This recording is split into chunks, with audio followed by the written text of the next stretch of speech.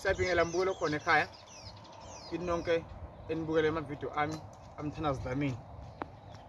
Ngiphuma emanzini manje ngisezibeni ngiyophakamisa amandla phinde futhi ngikhuleka ngithandaza ngikhombisa abantu lento engiyenzako ngayiphiwa uNkulunkulu ngayiphiwa nangamadlozi ikimi egazini lami emzimbeni wami.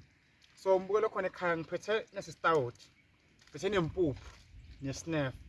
Ngizokhuluma nabantu abadala ukuthi bangikhanyisele kakhulu, benze umsebenzi wami ube mkhulu kakhulu, umsebenzi wami ube namandla, abantu baphile, abantu bathole yonke into abayifunayo mbukelo khona ekhaya. Lapha mbukelo khona ekhaya ngizophahla manje bese ngizokhuluma njengamanje kwenzeke lokho engikufunako mbukelo khona ekhaya.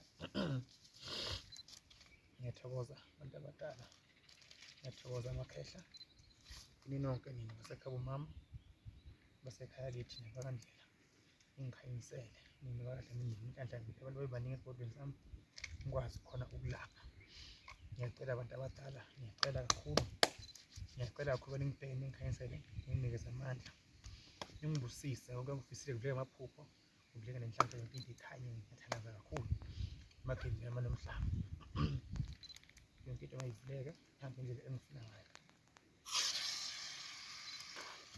Ngiyacela emagumbini ami nomhlaba yonke into ivuleke ihambe ngendlela efanele.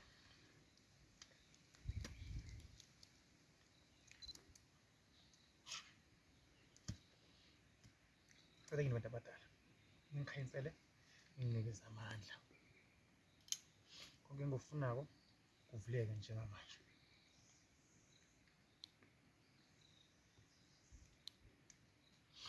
Ngiyathokoza abantu abadala.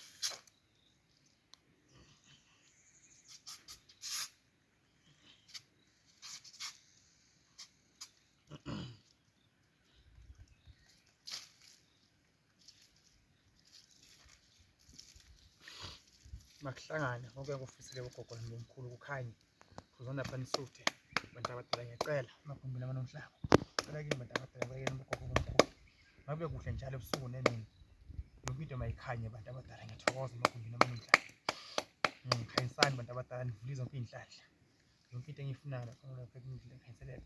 Bakandlela basekhaya bomahlanganani nibe munye, nivule amandla, ningikhanyisele, ningiphe isithunzi, yonke into engiyenzayo iphumelele, ibe namandla, ibe nenhlanhla. Ngiyacela bantu abadala nibheme, angidli lutho, ngidla impuphu kuphela. So impuphu idinga sishiwo, ngipheni imali ngikwazi ukuphila. Ngiyathokoza.